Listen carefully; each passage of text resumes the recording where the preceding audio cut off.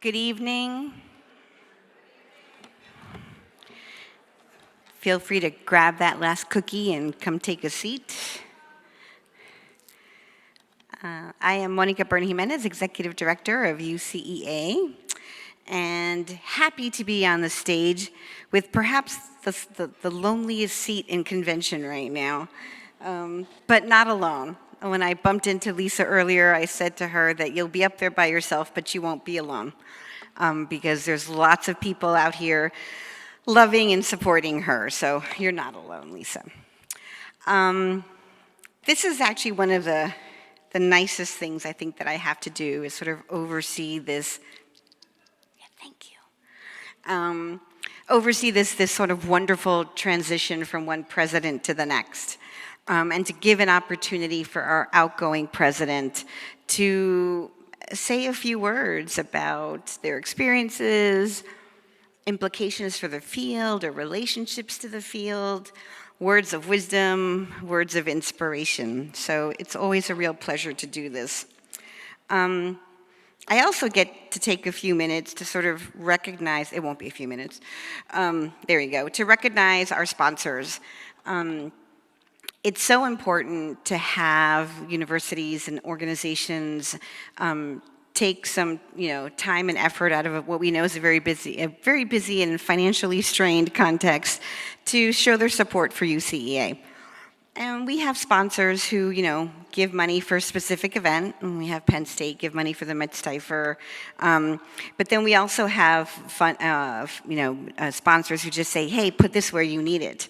And because of their amazing support, we get to have like cookies, and we get to have lots and lots of coffee, and we get to have breakfast. And so, we always like to sort of give a special shout out to all of our sponsors, to Michigan State, obviously, who not just hosts us, but provides all the resources that we need to make UCEA go. And the Wallace Foundation, who also, because of their efforts in leadership preparation, we've had a wonderful partnership with them for many years, as well as all the universities again who do that. I think it's always nice when the convention planning committees, institutions give money, but it's also really nice when deans just anywhere say, I believe in what you're doing, and I'm gonna offer some support. It's my real pleasure now to introduce our new president, Karen Beard, who was formerly I guess, inducted or brought to the fore at the end of the plenum on Thursday. So she is now our president. She's from Ohio State University, and she will, introduce our speaker and help Lisa get started. Thank you.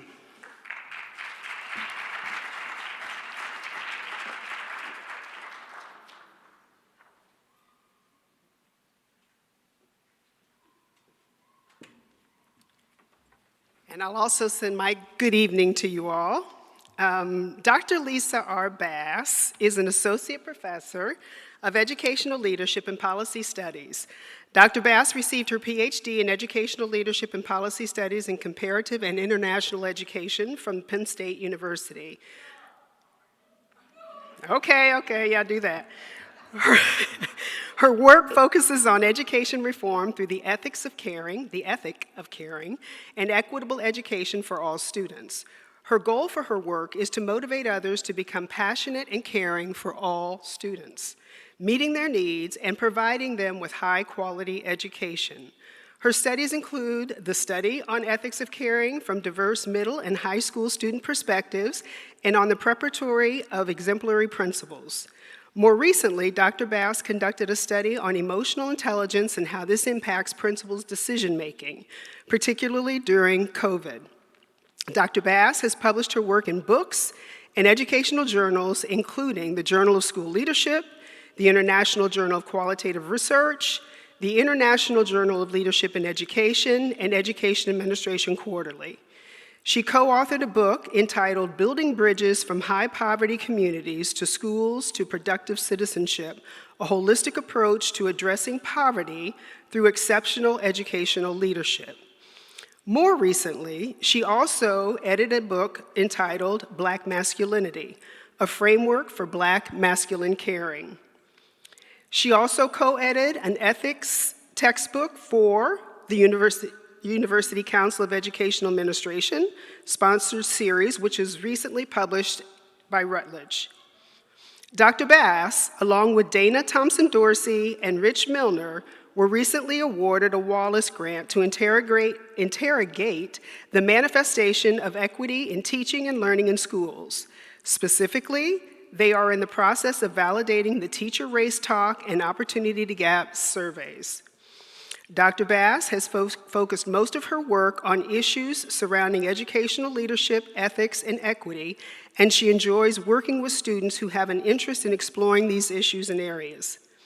Her commitment to ethics and equity influences her interest and commitment to UCEA governance.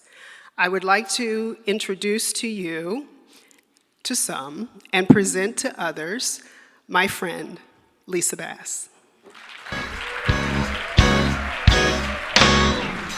I just wanna praise you forever, come on. Forever and ever and ever and ever and ever for all you've done for me. Blessings and glory and honor hey,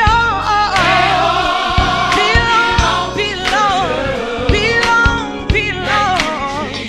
Thank you, Jesus, for blessing me. We just come to.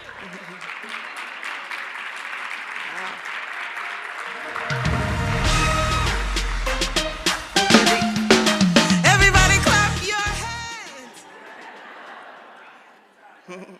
Good evening, everyone. Good evening, my esteemed UCEA friends and colleagues. I am so honored to have this opportunity to share this talk with you. This means more to me than you can ever imagine. I think back to my first UCEA 19 years ago. I would have never thought that I would be here today, but I'm just very, very grateful. I am thankful to God for the ability and the drive to be here. I am thankful to my mom and dad for raising me in a supportive home of love and stability. It's not moving. One in which I could thrive. I not only look like them, but their fingerprints can be found throughout my work. I am grateful that my mom is able to be here to witness this moment. This is a more recent picture.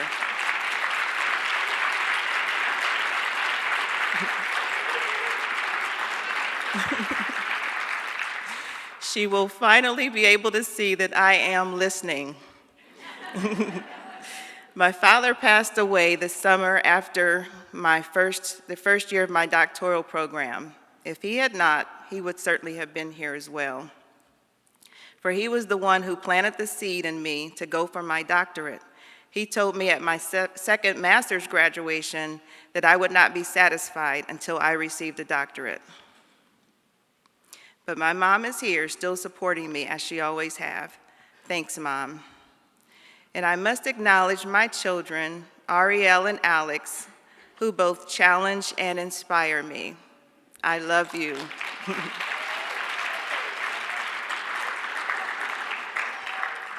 You will also see their influence in this presentation. And I want to acknowledge my NC State colleagues who are here to support me. My department chair, Joy Gales, who is the past president of ASH, left the ASH conference to be here today.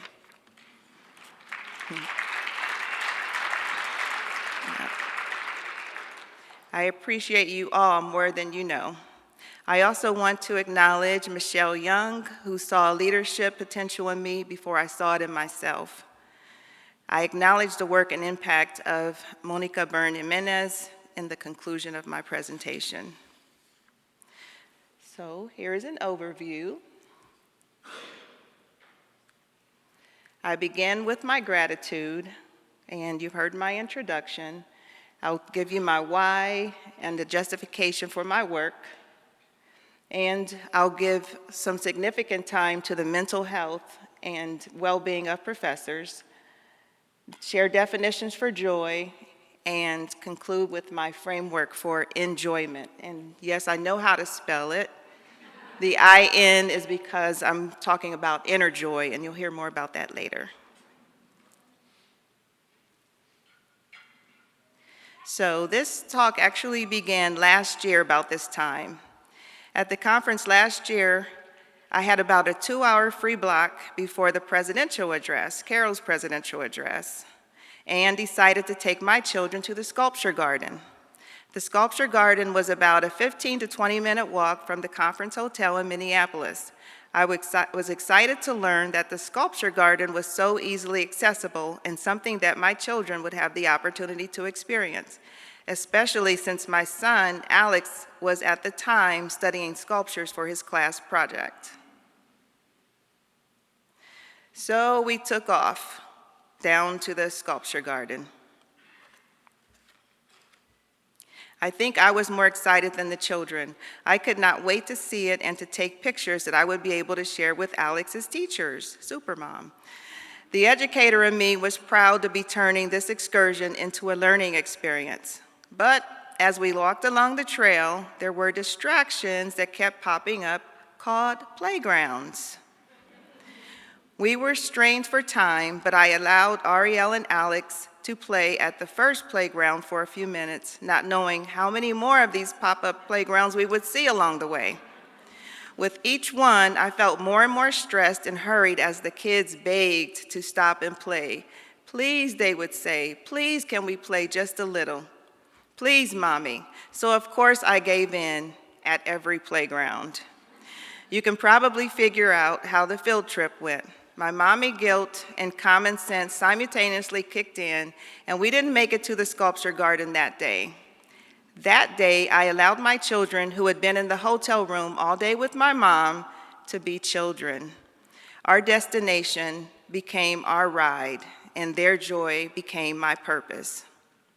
We did eventually make it to the sculpture garden, but it was the next day.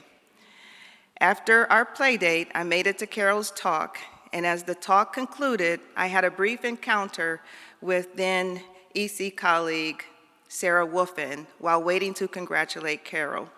I told her about my experience with my children prior to the talk. I shared with her that through my frustration, I gained insight and revelation, that we can sometimes be so consumed with our goals and plans that we forget to notice what is really important. I shared with her how that reminded me of something I'd heard in a message by Joel Osteen. He spoke about how we needed to enjoy the romance of the ride rather than being so concerned about our intended destination, and that we miss purposeful and meaningful experiences along the way. With that, Sarah said, "I think your talk is somewhere in that." Sarah was right.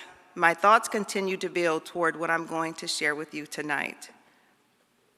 For those of you who are not familiar with the show Big City Greens, I introduce you to Remy, who illustrates this point well. Although Remy was a little boy, he had his entire life planned out. He placed high stakes on the one event that he hoped would springboard him into his future. Behold, the book of all things Remy. This book has every major event in my life planned out, and tonight's recital is the key moment to the rest of my future. You see, in my plan, I'll ace tonight's recital and get first chair in the Youth Metropolitan Orchestra. Being first chair will look great on my resume.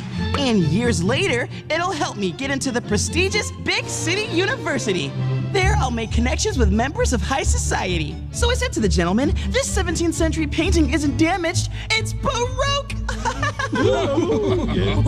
I'll graduate with 7 degrees and become a world-class surgeon and celebrity chef. Whoa.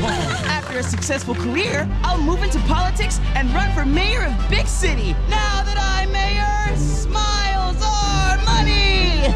From there, I'll use my fame and fortune to start my own business, one that I have quite the passion for, my own ranch dressing. Finally, I'll fade away a happy salad dressing mogul. Blech. November 12th, 2094, 5:22 p.m. Your parents. Behold!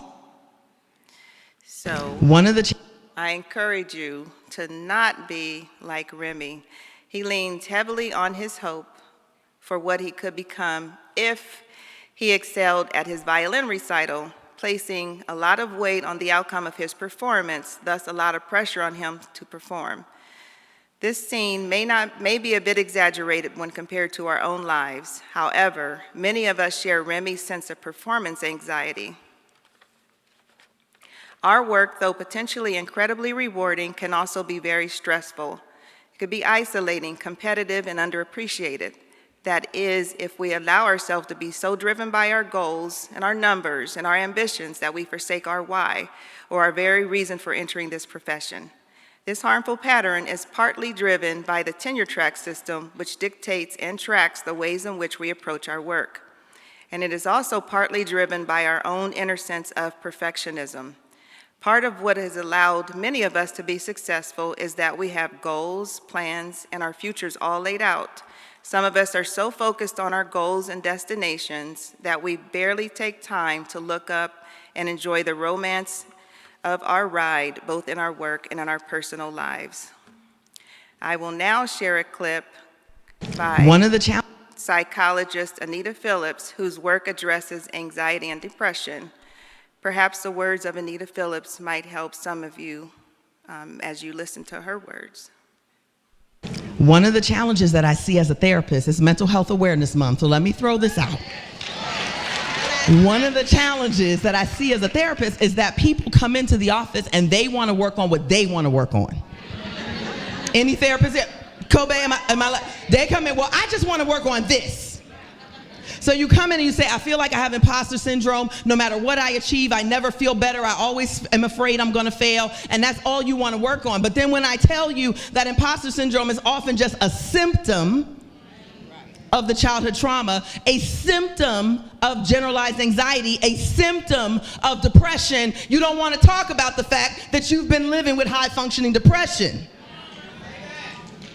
Because depression also looks like I never really feel like getting out of bed in the morning. It doesn't always look like I'm about to take my life. It may just look like I never am happy to wake up. I feel like I'm moving slow. My head hurts all the time. My appetite is off. I don't sleep well. High functioning depression can look like that. It can still look like you're getting work done.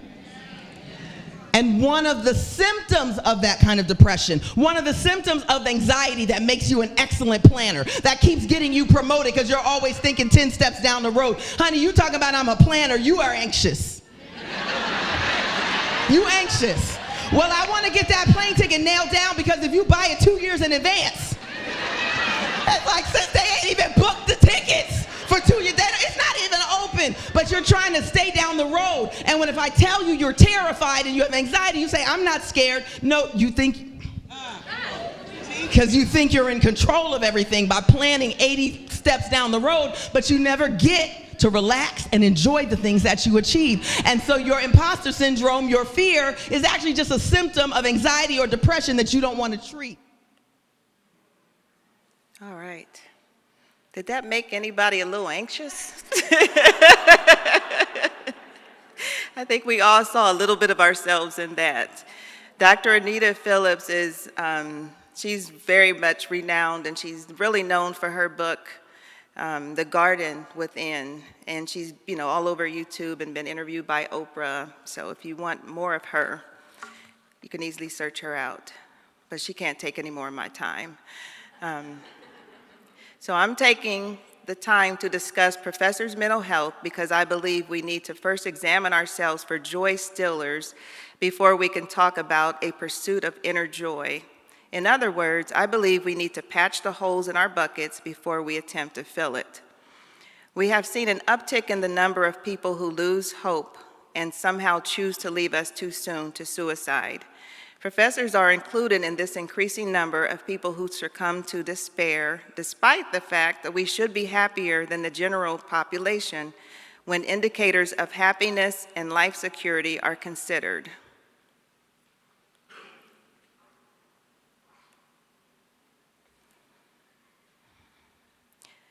Dr. Antoinette Candia Bailey is one of the most recent to leave us. It is believed that the years of pressure in the academy and bullying were the culprits that led to her to take her own life. Stories like hers are heartbreaking, especially when they are preventable. If you notice someone who is not looking or acting themselves, or someone shares in excessive words of sorrow and misfortune with you, please keep an eye on them and reach out.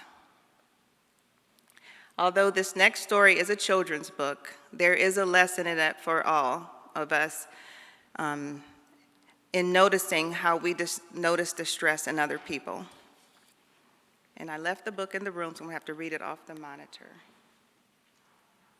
If you have little children, you're probably familiar with this book, The Pout Pout Fish. Hello, little.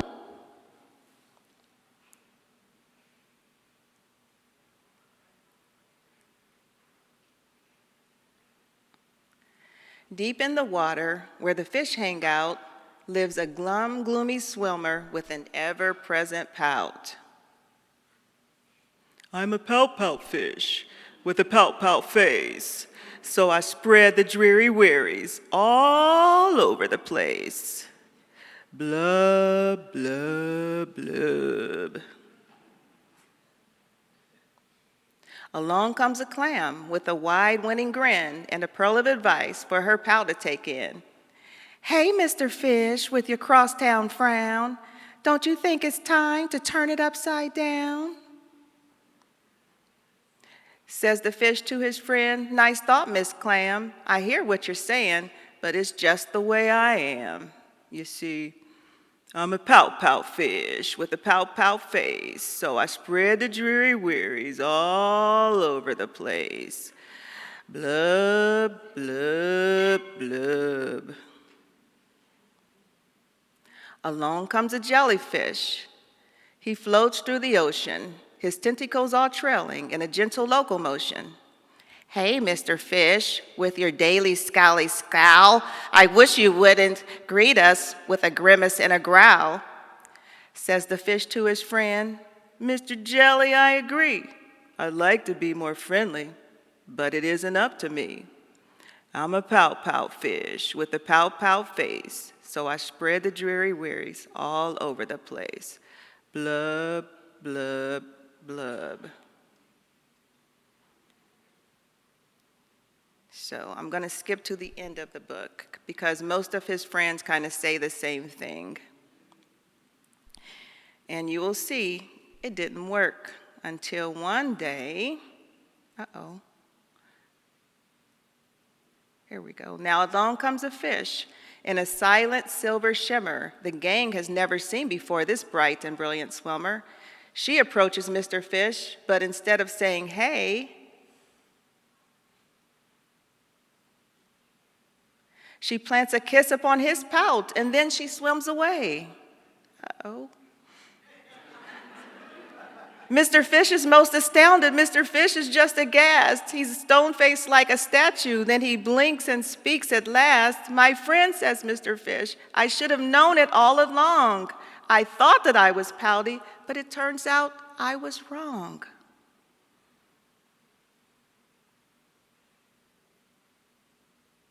I'm a kiss-kiss fish with a kiss-kiss face for spreading cherry cherries all over the place.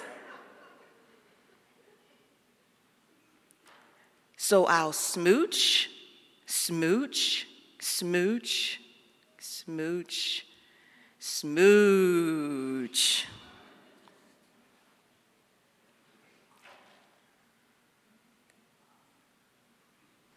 So,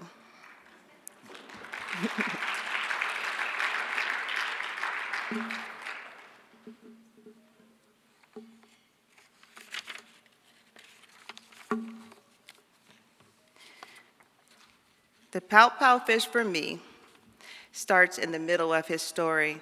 Though the book begins with the main character expressing himself as pout-pout fish, the reader is not told why he identifies himself this way or how long he's done so. What we see is a self-identified pout-pout fish who appears to be stuck in his condition. However, what is clear is that his friend's approach did not work. Tough love or critique was not what pout-pout needed. As they approached him one by one, he seemed to be bulldozed rather than cared for. And his negative "I am" statement became more pronounced as he became more and more entrenched in his identity. In the end, the fish that changed his perspective was the one who approached him differently. She went down to where he was and kissed him. Two things stand out for me here. Rather than use a lot of words, she simply went down to his level and showed him love or empathy rather than judgment or sympathy. It was ultimately love that lifted Pout-Pout and shifted his perspective and his view of himself. Her actions led Pout-Pout to change his identity. He changed his name from Pout-Pout to Kiss Kiss after the encounter with the fish who kissed him. I hope, though, that as I am discussing this with you, that you get the message, but not take the actions of the Kiss Kiss fish literally. Please do not run with this discussion and start randomly planning kisses on people and using my name as an excuse to do so. UCEA is not that kind of conference.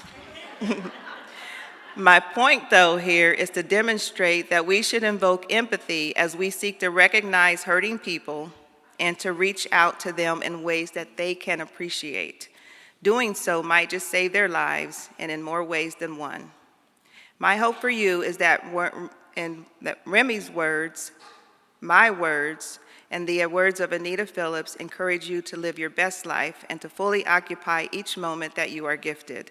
I hope that you make yourself aware of those around you and care enough to meet the needs of those who are suffering. One of the reasons I opened this talk with a focus on professors' mental health is because I, myself, was a pout-pout fish. My good friends will tell you. The COVID-19 pandemic shed light on our need for mental health, self-care, and joy. The pandemic also coincided with the most difficult time I had ever experienced in my own life. It was during this time that my personal life shot into what felt like a downward spiral, one that put joy and happiness out of reach for me. In literary terms, the circumstances in my life could be described as an unwelcomed, unearned, unanticipated plot twist. During this time, I began to hear more and more about joy and the need to invoke it in my life. One of my friends would remind me to seek joy, and she would tell me that my children needed to see their mother enjoy a belly laugh sometimes. Although I was reminded by friends and loved ones that I needed joy in my life, my circumstances served to overshadow this possibility. Before my plot twist, I enjoyed everyday, mostly uneventful life of a professor. Most of my problems were first world problems, like getting stuck in traffic when I needed to be somewhere, having my internet go out while working from home, or the worst, forgetting to take my phone into the bathroom. You see, my life went from the everyday average life in the world of a professor to mirroring a Lifetime movie, a very bad Lifetime movie. It reached a point to where my sweet, God-fearing mother, you saw her, who stands all of about 5 feet tall with her heels on and who weighs all of about 125 pounds, asked if we could just hire a hitman. I was victimized by people who promote a racist, patriarchal system, writhed with nepotism and narcissism, and wrapped in a blanket of lies. In this system, it didn't matter that I was Dr. Lisa Bass. In fact, I was mocked for it. Should we call you Dr. Lisa Bass, they said. My situation left me mentally, emotionally, and financially exhausted. My nights were long and my days were short as I found myself unable to sleep at night and struggling to be productive during the days. However, my faith, my friends, and my mom remained consistent, and I survived. I am yet surviving. Like Maya Angelou, I too came to know why the caged bird sings. Although my circumstances have not drastically changed, I have. My change started as I embarked on my own journey, my own joy journey. I embarked on this joy journey because I needed to learn to experience joy, but not just the kind that comes from having pleasant experiences. You see, this was no longer enough for a couple of reasons. First, I was not having many pleasant experiences, and any that I tried to force were overshadowed by thoughts of my present reality. I needed to experience a seep of deep inner joy, unconditional, transcendental joy that could transcend my circumstances. The aspects of life that meant the most to me were not only threatened, but threatened me. I feared for my safety and the security of my children, but I knew that I needed to work this out because I refused to lead a joyless life, imprisoned in my own skin and defeated by the enemies of my soul. In the theme of last year's UCEA conference, our focus was the need for a hard reset. That theme came from my observation that the COVID-19 pandemic years have been destabilizing in many ways. I saw that not only in my own personal situation, but throughout our educational community at large. This pandemic had unearthed pain and exacerbated many pre-existing social inequities. In the charge for a hard reset, I sought to recognize our pervasive lack of stability and to encourage a moving forward. This year's theme, thank you, Karen, renewing our engagement, leading schools and communities with justice and joy, provides further context and direction for our reset. This year's theme charges us to connect our actions as engaged leaders of schools and communities with our inner emotional selves and to move forward in joy. I suggest that it is impossible to lead the current generation without such a connection. What I mean by this is that we should bring ourselves, our experiences, our hopes, and our dreams into our leadership roles. Without this expression of harmony and humanity, future school leaders risk losing their constituents, their students, parents, and teachers. With this, I suggest a journey called enjoyment. In this talk, I discuss a framework that represents the path to inner joy. Inner joy goes beyond the level of joy that comes from external forces. It transcends external influences and ministers to the souls of those who possess it. To further clarify, I see enjoyment as a verb, whereas I see inner joy as a noun. Finally, I suggest the work to achieve this is ongoing, and that enjoyment is a journey rather than a destination. If you take a look at this, the emotion is the basic level of joy, and then it's a mood. Well, I feel kind of happy, or, and it's caused by the things that we do. A trait is dispositional. Some of you may see this when you have some babies and they're just happy just because they're just happy babies, and then they continue life that way. But the last level of fruit, such as mentioned, the joy, the fruit that's mentioned in the Bible, is dispositional, plus one experiences a spiritual sense of satisfaction, confidence, or gratitude, even in the midst of severe persecution, suffering, or sorrow. That is the level that I'm still trying to reach. Not there yet, but this is where I'm trying to journey towards.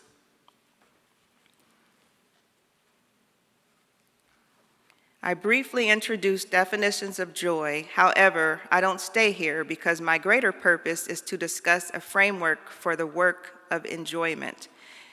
Joy is defined as a pleasant state that shares conceptual space with other positive emotions such as gladness, elation, happiness, and to a lesser extent, amusement. Feelings of joy arise in circumstances appraised as safe, familiar, and requiring little personal effort. Lazarus describes a form of joy that we might experience in our work. He describes it as the pleasant state experienced when people have made progress toward important personal goals, especially when that progress is better than expected. Here are a couple of notable quotes. And I can certainly identify with the first one. In the Jewish tradition, joy is something that happens when God finally does something that the people have been waiting for. And the second notable quote actually is the springboard for the framework that I am about to introduce you to. It says, I look at joy as an act of resistance against despair and its forces. Joy in that regard is a work that can become a state, that can become a way of life. So look at the highlighted pieces. It's an act of resistance against despair and its forces, and in that regard, it is a work, a consistent work. This is where that comes from. Oh, what is joy for you as a theologian, as a churchman, as a black man? Yeah, I look at joy as an act of resistance against despair and its forces, all the forces of despair. And joy in that regard is a work that can become a state, that can become a way of life.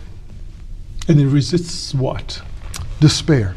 Despair. Despair in all the ways that despair wants to drive us toward death and wants to make death the final word. And death in this regard is not simply the end of life, but it's death in all its signatures. Death, violence, war, debt, all the ways in which life can be strangled and presented to us as not worth living. So is this a way of Okay. He's excellent, but again, he cannot have any more of my time. Jennings' work is the springboard to the tenets that I developed that describes the enjoyment framework that I propose, or in essence, the work that I propose. He emphasizes the fact that this is work, but does not suggest what the work should look like. My work here breaks down the work into 8 tenets. Before I introduce my 8 tenets, I've introduced you to Dr. Willie Jennings already. So the first tenet is managing internal and external inputs, or surrounding yourself with counsel and songs. So managing inputs is important because this allows you to set the stage for joy. An effective way of maintaining joy is to surround yourself with joyful people, or those who encourage you to be joyful. Listening to songs or music that promote joy is also effective. Music is a powerful motivator. For me, it was songs like Only One Night Though, or It Will Be All Over in the Morning, and I See Good for You that kept me going. Dr. Jennings notes that those who are joyful lean into the stories of others who inculcate joy by sharing stories of times when they survived difficult times and learned to laugh. These are people who have learned to laugh to keep from crying. Jennings further states that these are the people who model joy in spite of and teach us to do the same. This laughter thus becomes contagious, and others too will laugh and benefit from this joyful laughter, the laughter that comes from wounded souls. My own thoughts and self-talk, our own thoughts and self-talk are also inputs that can impact our level of joy. After her initial reactions, my mom came to herself and would remind me daily to watch my thoughts and what I said. She would quote Philippians 4:8 and tell me to think on these things, those things that are lovely and of a good report. The next tenet is gratitude. Saying thank you makes room for more. We have learned that expressing gratitude is key to experiencing joy. Those who take the time to truly appreciate what they have been given are less likely to fall into despair. A focus on the positive attributes of one's life can lead to joy as the spirit of gratefulness overtakes the spirit of self-pity. Gratitude can also be seen in how you maintain the things you have already been given. I often tell my children that saying thank you makes room for more. However, saying thank you means more than mere words. As such, gratitude means demonstrating thank you, and this demonstration acts to draw more positive things your way, which can positively impact your level of joy. A work example might be that your supervisor or chair is watching how you manage your responsibilities before offering you more. They are less likely to give you more responsibilities, privileges, or rewards if you do not properly demonstrate care and appreciate what you've already been given. The next tenet is keeping busy until things get better. This tenet is one that I live by wholeheartedly throughout my difficult times. It wasn't intentional, but the result of the circumstances of my work and my survival instincts converging. During my most difficult period, I worked with colleagues like Dana Thompson Dorsey and Rich Milner on a grant application, and we were awarded the grant. The grant was good news, but it meant work. I also continued teaching my regular and summer classes. It was during one of my classes that a cohort of doctoral students informed me of their desire to graduate in about a year and a half from the time. I ended up solo chairing 10 of these students and co-chairing 2 of them. In addition to these students, I also had other students that I was already chairing and other committees that I was a part of. This time was busier for me than I had ever experienced. I remained active in my church, teaching the first graders and serving as a mother to my own children. I was also elected president of UCEA, which brought another set of responsibilities. And I also commenced to working on my dossier for promotion. There were no words to describe my schedule. To help my students through, I held meetings in my home to encourage them along. Here are some of my beautiful students. It was during these meetings, thank you. They are phenomenal. It was during these meetings that they learned to encourage, help, and perform, and to provide mentoring to one another. So, in this picture, we have a lady who says, "I'm a former welfare mother." She used to be a bus driver, that bus aide first, and then she came into the school as an aide, and then she became a teacher. She's now a principal who is going to receive her doctorate in December.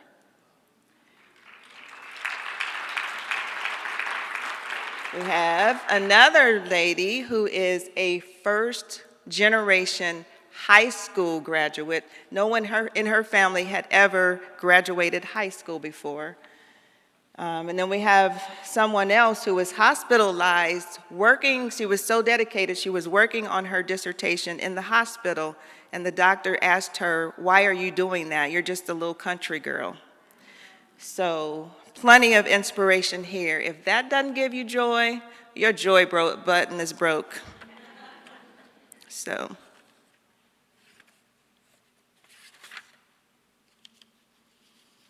although my schedule was heavy, I credit my righteous busyness with helping me to hold myself together throughout my toughest times.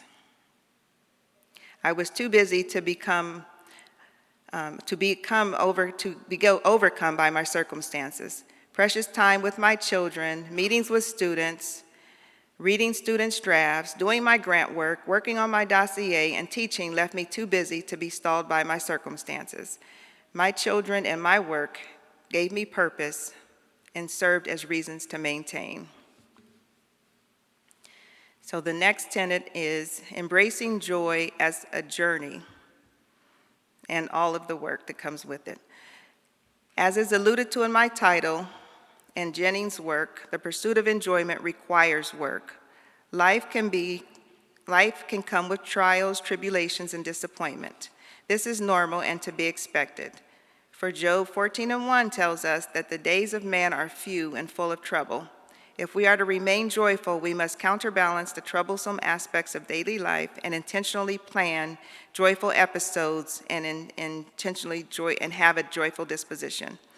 This work is part of the effort required to remain focused on and finding joy in the present moment, as well as maintaining a joyful disposition. This is the work that we typically think of when we talk about joy-seeking behaviors to promote joy.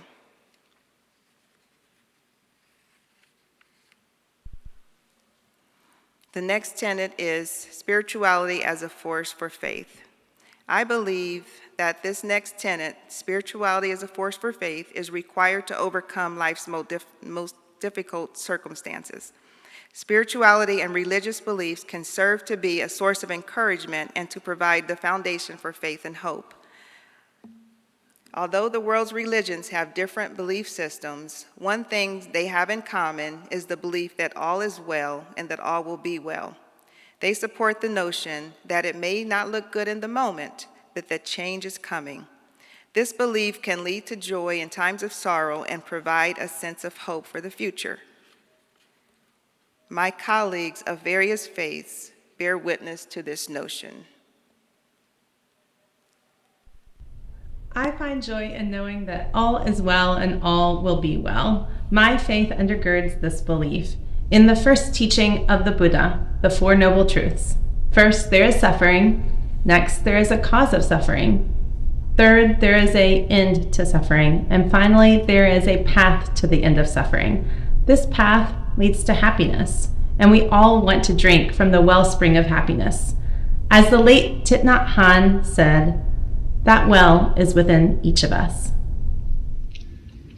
Hi, my name is Simona Golden, and I'm responding to Professor Lisa Bass's really beautiful question about joy and about joy in across religions. I'm responding from the positionality of a Jewish person, and in thinking about the importance of joy, it is all over the Jewish faith. It is really seen as a way to cultivate our closeness with the divine. The word simcha is the word for joy in Hebrew, and it's a word you'll find all over Jewish culture. You'll find it in the ways we talk about our holidays.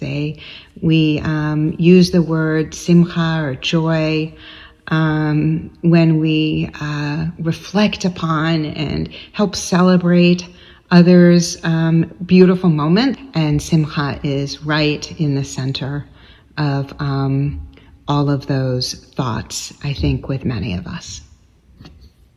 أعوذ بالله من الشيطان الرجيم بسم الله الرحمن الرحيم الذين آمنوا وعملوا الصالحات طوبى لهم وحسن مآب. In the name of Allah, the most beneficent, the most merciful, those who believe and do right, joy is the reward and an honorable destination.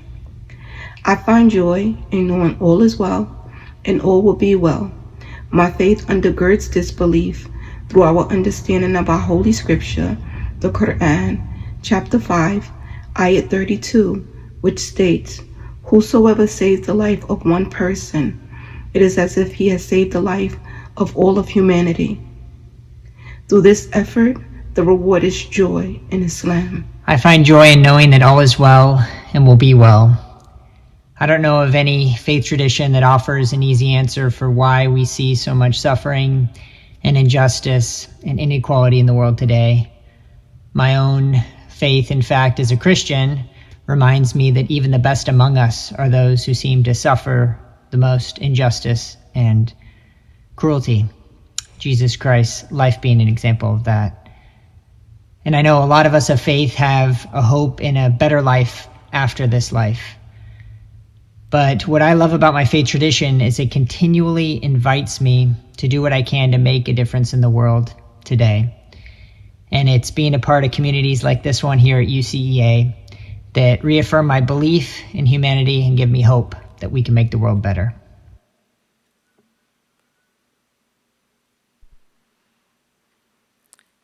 As you can see, each of these colleagues lean on their faith to provide security.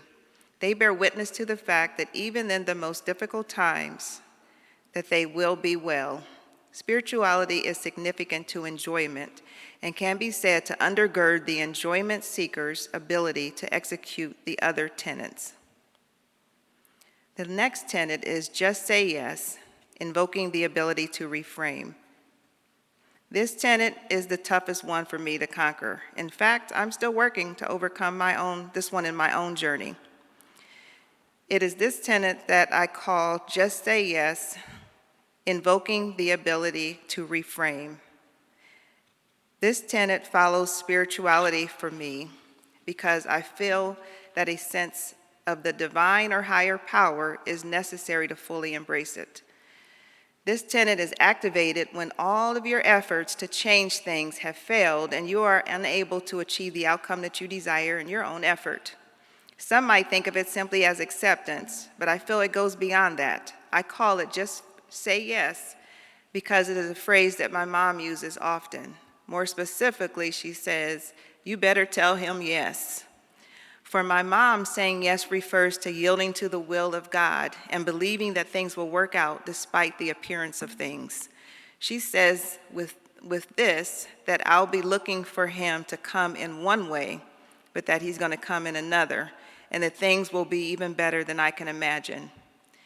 This notion was confirmed when my friend and colleague, Sonia Douglas, also spoke these same words to me when our paths crossed at AERA last year.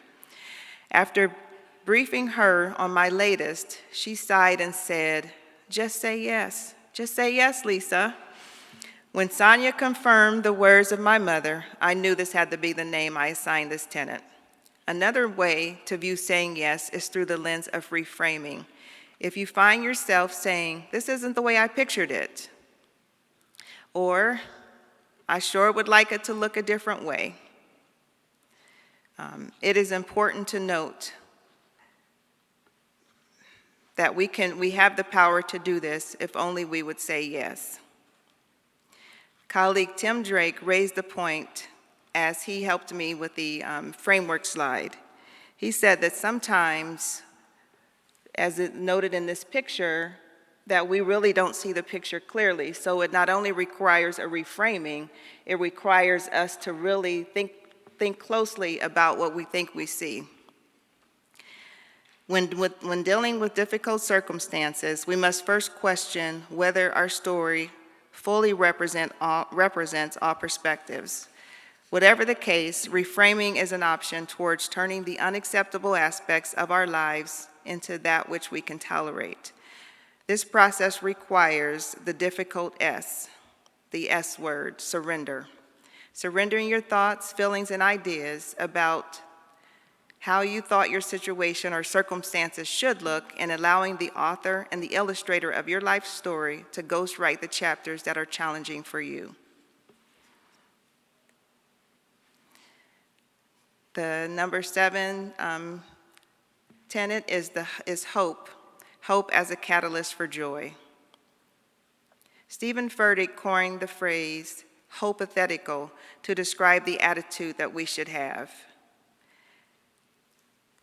Hope is the essence of joy that anchors enjoyment seekers to their purpose. Hope gives joy seekers the strength to stand when everything around them fails. Hope has been centered throughout history. Ecclesiastes 1:9 reminds us that there's nothing new under the sun. Hope is prominent in all of the world's religions and sprinkled throughout. Barack Obama wrote a book titled "The Audacity of Hope." Jesse Jackson reminded us to keep hope alive, and most recently, Michelle Obama exclaimed, "Hope was making a comeback." I too bear witness to the power of hope. I believe that it is through hope that the unseen is seen, that the impossible becomes possible, and that the improbable becomes reality. Therefore, we rely on hope in times when we do not see a possibility for a way out, those times when we are at a loss and do not know where to go or what to do. I believe this is where we are now. The encouraging part of this story is that we've been here before and that we have survived. If we look at our history, there are many instances of injustice, but we've overcome and we've come out of them all. Martin Luther King expressed his hope through the framing of a dream. His dream fueled and inspired a movement unlike any other that we had seen before or that has been seen since. Martin Luther King Jr. was joyful because the hope that he had for the future, or the hope that he found in his dream. His hope or dream was so strong that his work invoked joy in others, despite not seeing the reality in that moment. He died in the hope. This is similar to my own father, who died in the hope of what I might become, and why I invest so much time in my own children. I too take joy in the hope of what they may someday become. So let us go back to transition to the present moment, this moment in history, and the moment that we share tonight in this room. I move to the last tenet, activism. You can't be neutral on a moving train. And I use Howard Zinn as our motto for this tenet. I included activism as the final tenet because it is difficult to be joyful in the face of injustice without doing something. How can we watch things that are wrong and not do something? Faith in and through our actions can give us joy, but doing something is the action that follows the hope and the faith that things will get better. Action is the force that, when applied, has the power and the potential to promote change. Howard Zinn wrote a book titled, "You Can't Be Neutral on a Moving Train." I use him as our representative for what activism looks like in particularly politically charged times when darkness and injustice seems to overshadow the light of justice and truth. His book chronicles his experiences and actions during the civil rights movement as a young professor in the segregated South. Zinn took a position as a professor at my alma mater, Spelman College, as head of the history department following his graduation from Columbia. Although he had not previously been a civil rights activist or one who had even thought much about the conditions of Black people in America, he found himself in the middle of what he and others affectionately called the movement. For the first time, he was in a position to witness extreme racial injustice in the South. As he chronicles his experiences during the movement, he notes how in 1957, he took a group of 30 students to an open convening of the state legislature, and how his students were openly berated for sitting in the general section of the room rather than in the segregated section labeled Black only, which was located in the back of the room. They chose to sit in the general section because the room was essentially empty. After being openly reprimanded, and threatened by the police, Zinn and his students moved to the Black section of the room as they saw police moving in to arrest them. When they looked closer and saw that he was a white man, they asked him who he was. And it was then that they invited what they called the Spelman delegation back to the front of the room. Both Julian Bond, future civil rights activist, and Marion Wright, the future founder of the Children's Defense Fund, were part of this field trip. Alice Walker was another of his students, the author of The Color Purple. In his book, Zinn also discussed how he worked with students to desegregate Atlanta libraries, how he was the faculty advisor for the Spelman Nonviolent Coordinating Commission, otherwise known as the SNCC organization, and how he helped facilitate nonprofit activism such as sit-ins, one in which his student Marion Wright was arrested. She had borrowed Zinn's car to transport herself and other students to the event. It was situations like these that fueled the students for their purpose later in life. Zinn did his work not knowing who or what his students would become. However, Zinn, a tenured full professor and department chair, immersed himself in a hotbed of civil rights movements because he heard and answered the clarion call to do something. Though Zinn did great work for the movement, it was his work that ultimately caused him his job.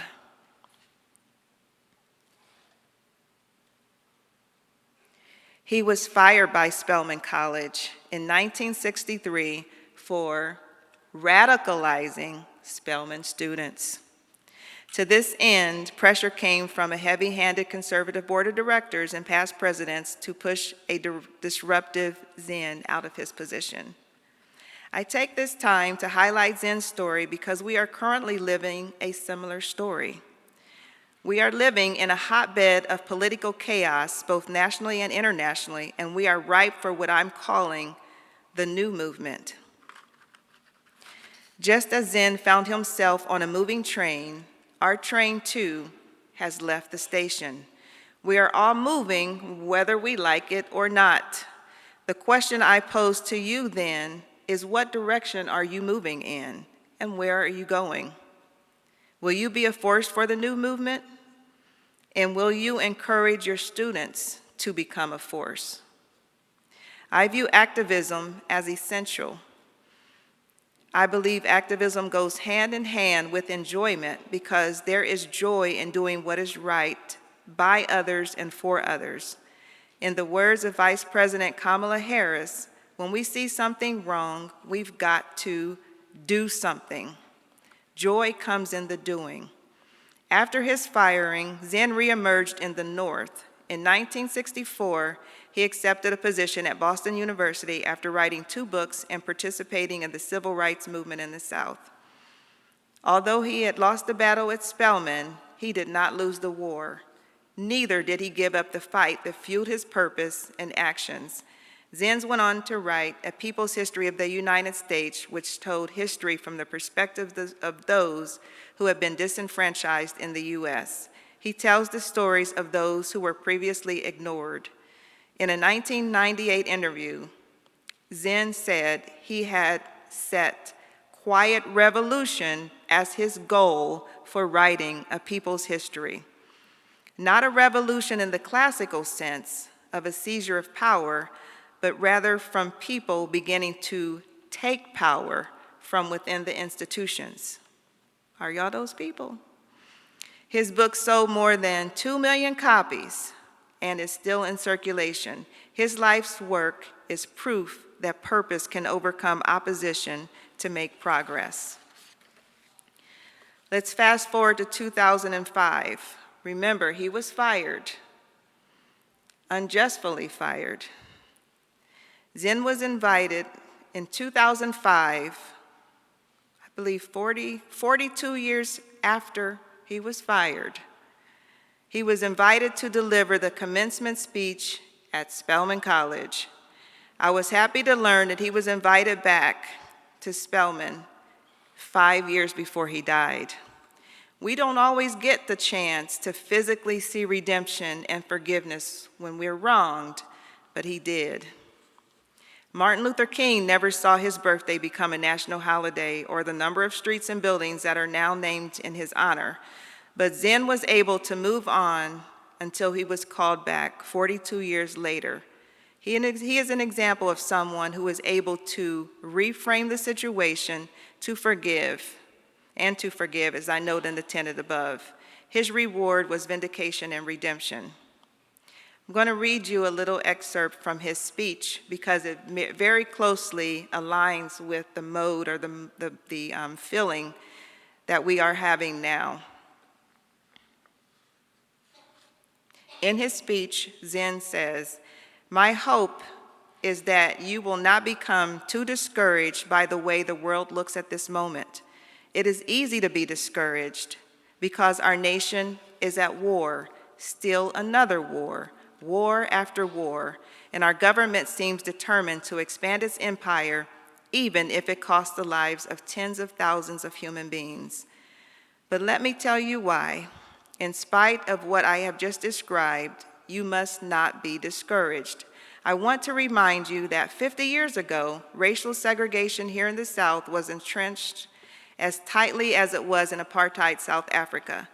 The national government, even with liberal presidents like Kennedy and Johnson in office, was looking the other way while Black people were beaten and killed and denied the opportunity to vote. So Black people in the South decided they had to do something by themselves. They boycotted and sat in and picketed and demonstrated and were beaten and jailed, and some were killed, but their cries for freedom were soon heard all over the nation and around the world, and the President and Congress finally did what they had previously failed to do, to enforce the 14th and 15th Amendments to the Constitution. Many people had said the South will never change, but it did change. It changed because ordinary people organized and took risks and challenged the systems that would not give up. That's when democracy came alive. He goes on to say that the lesson of that history is that you must not despair, that if you are right and you persist, things will change. The government may try to deceive the people, and the newspapers and television may do the same, but the truth has a way of coming out. The truth has a power greater than 100 lies. Kamala Harris's spirit sounds a lot like that of Howard Zinn. In her concession speech, she also encourages us to keep up the fight. She had this to say in her speech: "The light of America's promise will always burn bright, as long as we never give up, and as long as we keep fighting." She states that while she concedes the election, she will not concede the fight that fueled her campaign. And to win, we must learn our individual and collective roles in the fight that we face. We need to consider what we are called to do and to do it. Our executive director, Monica Byrne Jimenez, in the same spirit, has vowed to fight. Under her leadership, we restructured our planned conversations in both the executive committee meeting and the plenum meeting to begin to consider the state-by-state impact of the Trump presidency, and also to discuss the weapons of our warfare. We as an organization are determined to learn what we can do and how best to do it, not for political reasons, but for the best interests of our nation's children.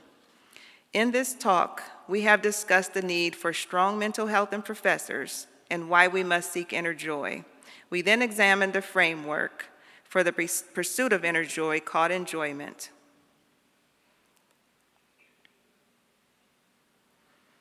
With this, I conclude the way that Willie Jennings ended his talk on joy. He discussed the notion of collective joy. However, he said that collective joy is most often expressed in sonic spaces, such as concerts, where a group of people come together on one accord as they enjoy music. We have experienced this kind of joy in our own organizations, especially at our banquets. Notably, last year in Minnesota with the music of Prince, we clearly experienced sonic joy that night. And some of you experienced it at karaoke last night. What I am proposing is a new platform for our collective joy. It has been well established that we have a fight on our hands. We don't know what will become of our educational systems and structures as we know them. We have already witnessed equity, our rights and freedoms, as well as the rights and freedoms of our students being stripped away from us. What is clear, however, is that we're on this train together, and that the train has left the station. My hope is that we can find collective joy in our pursuit of justice in the new movement as we fight to provide high-quality education for our children. Thank you.